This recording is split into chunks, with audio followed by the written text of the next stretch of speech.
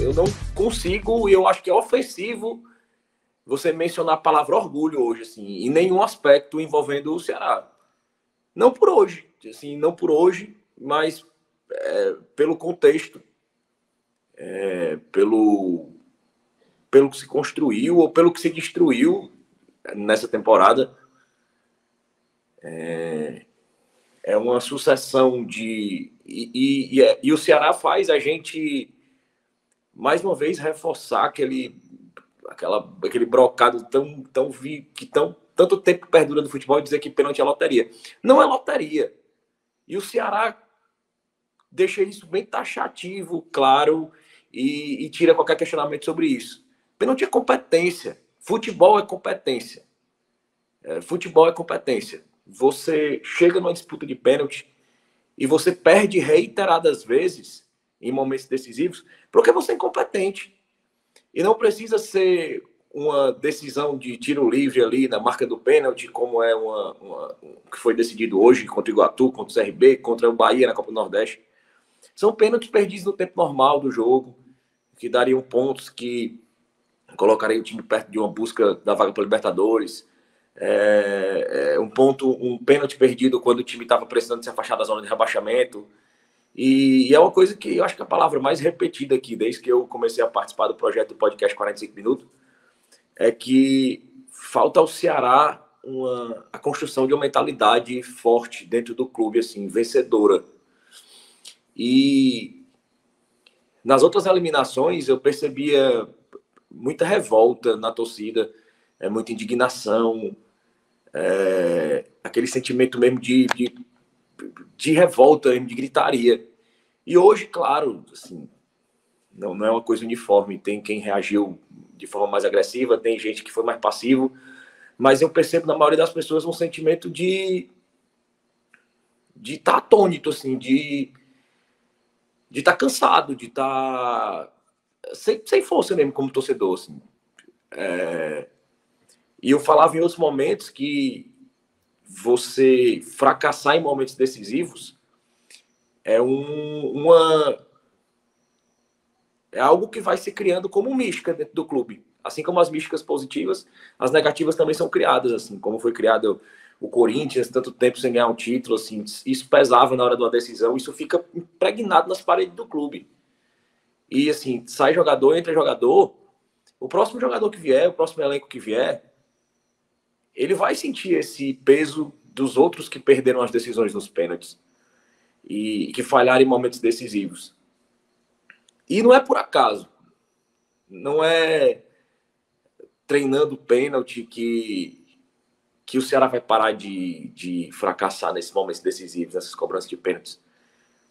É muito mais que isso. É muito mais que o movimento mecânico de chutar a bola e procurar acertar a trave. É mais que isso.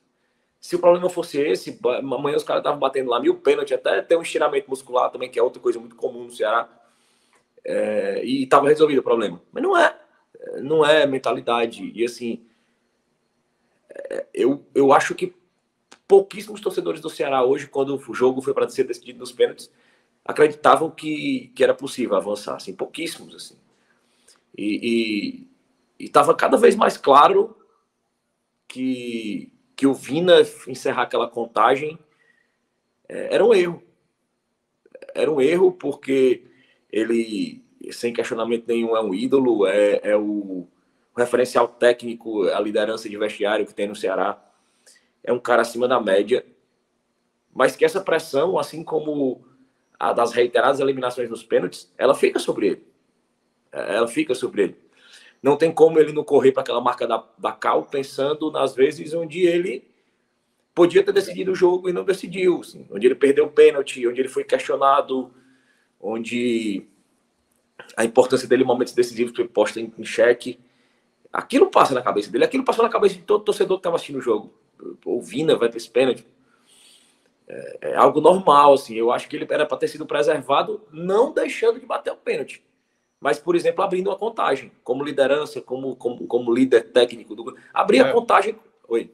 Rapidinho, eu acho até. Eu vou discordar um pouco, porque eu acho que contra o Iguatu foi ele que bateu primeiro, se eu não me engano.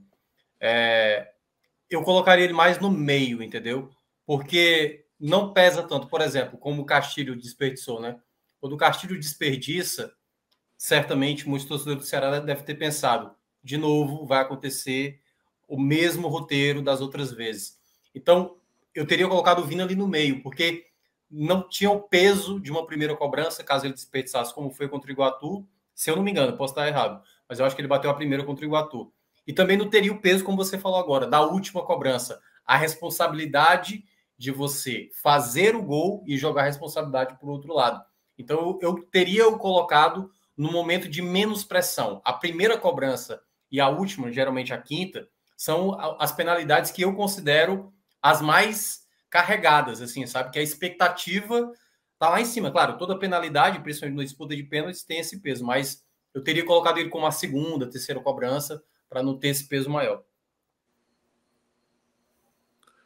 Concordo demais, assim. Mas é inquestionável que esse fator mental pesou demais.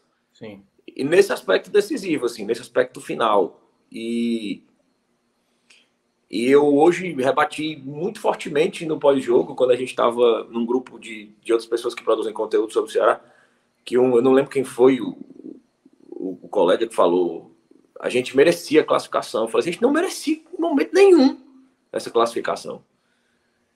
O Ceará errou no planejamento do começo do ano, o Ceará, eu sigo dizendo que o Ceará tem um bom elenco, mas um elenco que não foi colocado em nenhum momento em condições físicas de disputar a temporada.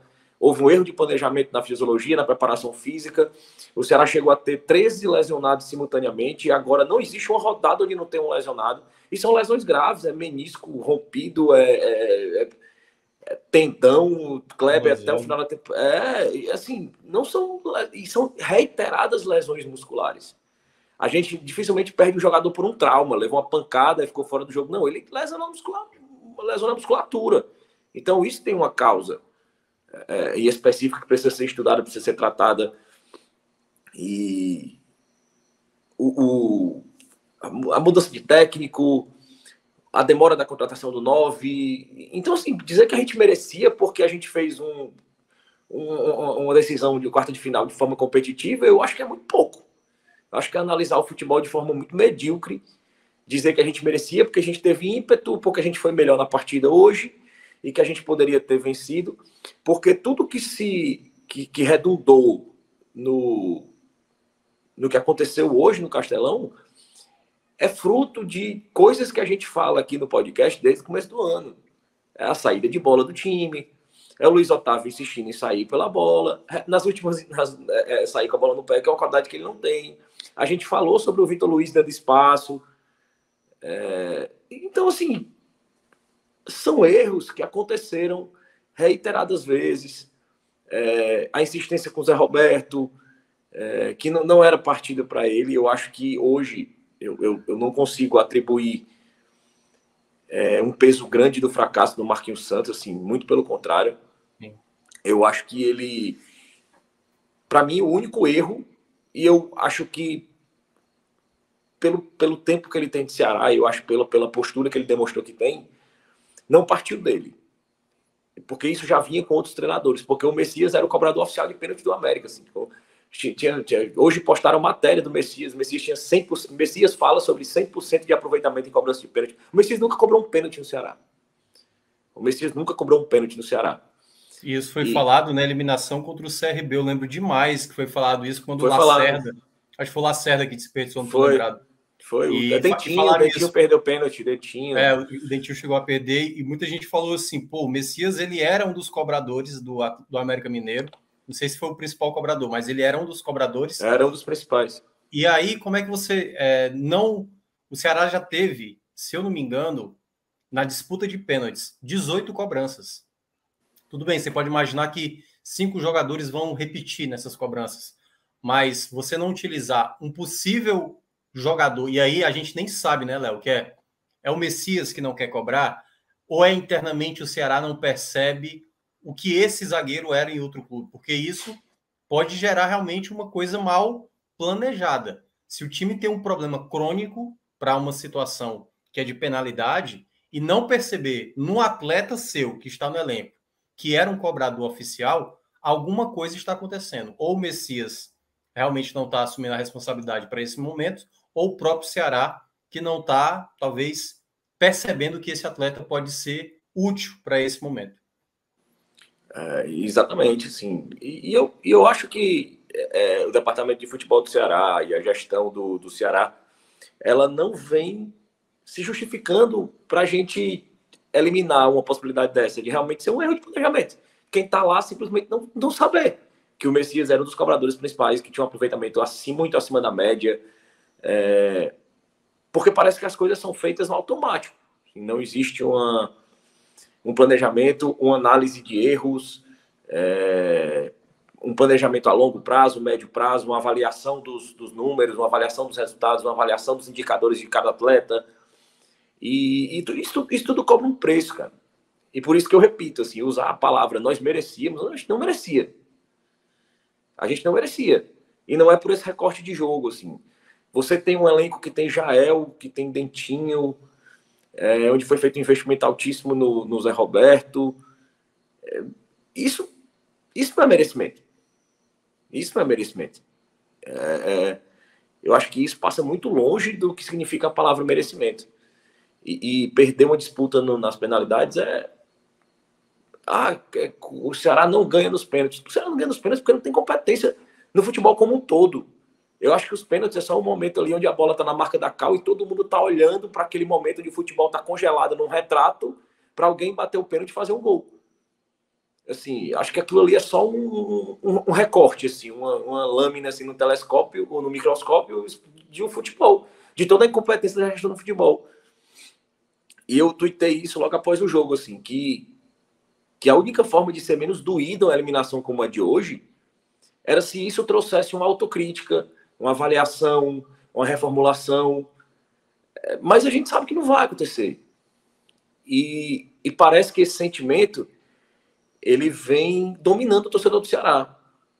E hoje foi o que a gente falou depois do jogo, assim, imediatamente, foi a sensação de dizer assim, cara, vai ter muito torcedor aqui no Clássico. E vai ter 20 e tantos mil, 30 mil nos próximos jogos. E a gente vai continuar próximo de 50 mil sócios sempre. Porque parece que o torcedor do Ceará está cada vez, graças, assim, é um mérito dessa diretoria, é um mérito administrativo e uma vergonha desportiva. Porque o torcedor parece que está internalizando, bicho, é isso aqui. Eu tenho um relacionamento tóxico com esse time. Eu não vou largar porque eu gosto, mas eu estou acostumado porque vai ser isso aqui. É isso que eu vou viver.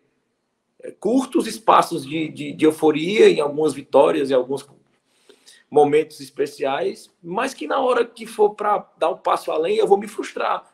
Então não adianta eu abandonar, porque eu gosto disso aqui, daqui a pouco eu volto de novo. E parece que o torcedor está se acostumando com isso, que eu acho que é o pior sentimento, porque é uma coisa assim, não é algo que seja uma gestão que está chegando ao fim, é uma gestão que está acabando de começar um novo mandato, que ainda vai ter mais 2 anos, e é uma gestão que durante esse tempo todo, que já está à frente do clube há mais de 3 anos, esse mandato do Robson, e ele vem desde 2015 como presidente, primeiro de forma interina, depois eleito, e ele não, desde 2015, em 7 anos, ele não parou e fez uma autocrítica em nenhum momento. E qual a expectativa que o torcedor tem que hoje, 7 anos depois, nos últimos 2 anos do mandato, ele realmente mude a percepção do que ele é como gestor de futebol? Ele não tem qualquer capacidade de gerir futebol. E é uma coisa que ele não aceita. E eu falo muito, já falei em outras lives, não lembro se foi aqui no 45, mas eu comparo muito ao viciado, assim, em droga, assim, ou em jogo, desculpa, em jogo, assim, em poker. O cara joga, ele tá perdendo, mas ele diz assim, não, eu vou apostar agora minha casa, porque agora eu vou ganhar tudo. Aí ele perde, não, eu vou pegar esse dinheiro emprestado com a agiota, porque agora eu vou ganhar. Ele tá... Quem assume o seu clube de coração, ele quer fazer história. Ele quer ganhar coisas grandes. E ele vai tentando e errando o planejamento, e ele joga mais ficha, joga mais ficha, joga mais ficha. E nessa ele vai ser o cara que aparentemente vai perder todas as fichas, porque ele está se tornando cada vez mais um dos maiores tricolores da história. E eu uso essa expressão no Twitter, assim. O presidente do Ceará hoje pode ser considerado um dos maiores tricolores da história, porque ele assumiu o clube à frente do seu rival em todos os quesitos e vai entregar empatado ou abaixo em alguns. E eu tenho certeza que o sentimento para ele é péssimo. Ele não deve estar feliz com essa situação. Mas muito mais indignada está a torcida, que não pode fazer nada. Porque não muda nada dentro do Ceará. Porque a única coisa que pode aliviar uma torcida depois de uma eliminação doída é achar que aquilo vai trazer alguma mudança de forma permanente do clube. Mas vai ser a mesma coisa. Vai ser a mesma coisa. No máximo anuncia uma contratação, no máximo troca um técnico, e não existe uma avaliação de trabalho, um projeto de longo prazo. Não tem, cara. Não tem uma reformulação do setor, não vai buscar um executivo mais experiente, porque a gente sabe quem toma decisões. Então, eu acho que hoje não, eu acho que desde o primeiro jogo contra o São Paulo, o jogo contra o Botafogo, e repetindo hoje, o Ceará não passou da fase de ser um bando em campo. A gente não vai dizer que o Ceará apresentou um grande futebol, mas deixou de ser um bando. O que eu acho pouco para todo esse tempo de trabalho. Se o futebol que o Ceará apresentou a partir do primeiro jogo da decisão contra a Sul-Americana, agora contra o São Paulo, fosse há 45 dias atrás, seria razoável você imaginar alguma perspectiva de existir um trabalho no Marquinhos Santos. Hoje é tarde. Assim, hoje é tarde. Esse pouco futebol a mais que o Ceará apresentou, e eu acho que muito levado pelos contextos que encontrou, assim, primeiro jogo de decisão contra o São Paulo ali, um jogo bem amarrado, o time bem pegando muito, assim, muito focado naquele momento decisivo. O jogo contra o Botafogo, um time extremamente bagunçado, aquele Botafogo. Eu acho que a própria bagunça tática do Botafogo encaixava com esse jogo do Ceará, que trabalhou mais bola longa, teve a oportunidade e não venceu por incompetência nas finalizações. E hoje um contexto de decisão em casa com mais de 50 mil pessoas, o estádio enlouquecido e gol no primeiro tempo. E aquela atmosfera fez o Ceará estar muito presente no jogo. E o que dá uma falsa impressão que o trabalho do Marquinhos Santos está ganhando fôlego quando claramente não está. Agora é um fato que deixou de ser um bando em campo nos últimos 3 jogos, deixou de ser um time ridículo, como vinha sendo em outros momentos. Mas eu acho que devido muito à base da qualidade individual, eu acho que a entrada do Guilherme Castilho, mesmo se adaptando, mesmo sendo jogador jovem, mesmo recém-chegado, mesmo com a pressão de ser uma contratação, a maior contratação da história do clube, eu acho que a capacidade dele individual acima da média vem fazendo a diferença nesse bom futebol, nesse melhor futebol que o Ceará apresentou nos últimos jogos. Porque ele buscou mais aquele passe vertical, ele enxerga o jogo de forma diferente, ele tem outra dinâmica, ele acelera a bola. E eu acho que foi um dos fatores que fez o futebol mudar nesses últimos jogos. Mas, e por isso que eu considero o Marquinhos Santos não um dos maiores culpados dessa eliminação. Eu acho que a raiz do problema é a mesma há muito tempo. É a mesma em todos os campeonatos estaduais perdidos desde 2015, na decisão da Copa do Nordeste perdida, nas eliminações da Copa do Brasil, na eliminação da Sul-Americana, na eliminação de hoje. Eu acho que nas vezes que chegou batendo na porta da Libertadores e refugou. Então, hoje o Marquinhos Santos, eu acho que inclusive nas mexidas, quando ele tirou ali o Richarlison para colocar o Eric, eu me assustei e falei que eu não acredito que ele vai ficar só com o Castilho. E aquele momento do jogo era coerente que ele fizesse isso. Assim. Era arriscado? Era muito arriscado? Era. Mas era uma escolha técnica que se justificava. Tanto que no momento que o Ceará fez o segundo gol, ele já fez a mudança que se imaginava mais lógica, né? Que era tirar o Richarlison, colocar o Sobral e depois você tirar o Lima e colocar o Eric, né? Ele fez uma inversão pelo momento da partida. Uma inversão que eu achei completamente normal pelo contexto. E acho que a entrada do Matheus Peixoto, eu acho que foi a partida onde o Matheus Peixoto demonstrou mais interesse no jogo. Não fez gol, não fez uma grande partida, mas ele pelo menos demonstrou que estava no jogo. O Matheus Peixoto vinha sendo até hoje o que o José Roberto foi no primeiro tempo. De perder uma bola no ataque e ver o defensor avançar com a bola ao lado dele e não dar 2 passos para tentar pegar a bola. Ele ficava andando literalmente com a bola e vendo o defensor avançar. Isso é inadmissível no time de futebol.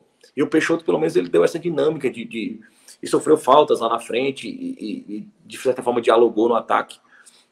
E o que passa pelo Marquinhos Santos, ao meu ver, foi a insistência enorme no primeiro tempo em jogar pela direita ali congestionada com Lima, enquanto a esquerda do São Paulo do ataque do Ceará estava todo tempo aberta, esperando bola e pedindo uma inversão de bola. E eu acho que faltou muito explorar aquele lado ali, porque era um espaço que parecia favorável para ser explorado. Mas acho que o Minhoca fez um resumo muito bem do jogo. Eu acho que o jogo foi um jogo de uma leitura bem clara. Eu acho que o Ceará realmente foi melhor no jogo. O time se mostrou com muita intensidade, principalmente no começo do jogo. Cansou. Eu acho que o Vina foi uma peça fundamental nos 90 minutos. No passe, na dinâmica, na distribuição de jogo. Eu acho que o Vina hoje procurou esticar mais o passe, fazer a bola correr mais, ganhar mais campo com passe ao invés de correria. E eu acho que isso fez toda a diferença para a vitória. Infelizmente a classificação não veio porque não merecemos mesmo. Repito, assim, o Ceará não mereceu. Você ser um time sem qualidade nos pênaltis, até um time sem qualidade nos pênaltis, em 4 decisões ele ganha pelo menos uma.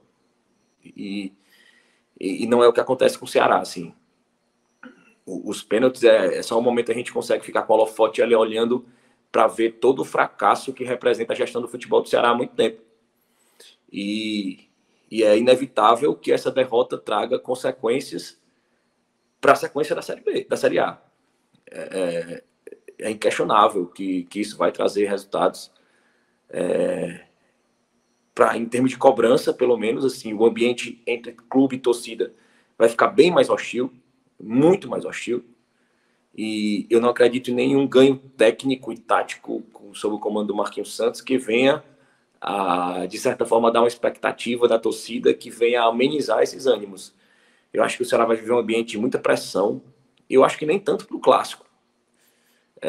Porque do Clássico, eu acredito que é uma percepção pessoal, baseado no meu sentimento, assim. Eu não estou pensando assim, no Clássico. Para mim, assim, eu acho que a torcida vai demorar um pouco para levantar de hoje, pelo acumulado do que foi, pela forma cruel que foi, e porque não há expectativa de que a sequência da Série A seja algo que vai levantar o clube, porque vai haver uma mudança de planejamento, uma mudança do comando técnico, e se houver a mudança de comando técnico, é muito difícil que se cobre da torcida que acredite em uma prospecção de mercado boa, que vai ter um planejamento, que vai mudar a característica do time jogar. Então, assim, as expectativas não é que elas sejam ruins, assim, elas não existem. Assim, o torcedor do Ceará hoje não está pensando em nada. E não vai conseguir pensar em nada durante muito tempo. Assim, essa diretoria tem o mérito dela de deixar o torcedor completamente atônito. Assim, o torcedor está anestesiado com o Ceará, assim. Eu acho que é o sentimento pior, assim, de você nem ter raiva, você nem xingar. Você estar anestesiado com o seu clube, assim. Você vai lá porque vai. E muito do que sustenta o Marquinhos Santos no cargo do Ceará, e o Minhoca acompanha isso muito de perto, porque interage muito com os torcedores, o Marquinhos Santos ele é muito conveniente para essa atual diretoria do Ceará, né? A atual diretoria do Ceará ela tem um perfil de viver em conflito com a torcida durante muito tempo. Assim. Ela gosta de tomar medidas impopulares, ela gosta de trazer contratações questionáveis, tanto do ponto de vista pessoal como do ponto de vista técnico. Ela gosta de confrontar o torcedor. E um dos curtos espaços onde essa diretoria está um pouco esquecida foi no momento do Marquinhos Santos, porque ele passa a ser total alvo das críticas. Então você fala, fora Marquinhos Santos, o fora Robinson deu lugar ao fora Marquinhos Santos. Então, por pior que esteja, é inevitável pensar que para o dirigente é um respiro ser esquecido, né? Está sendo esquecido.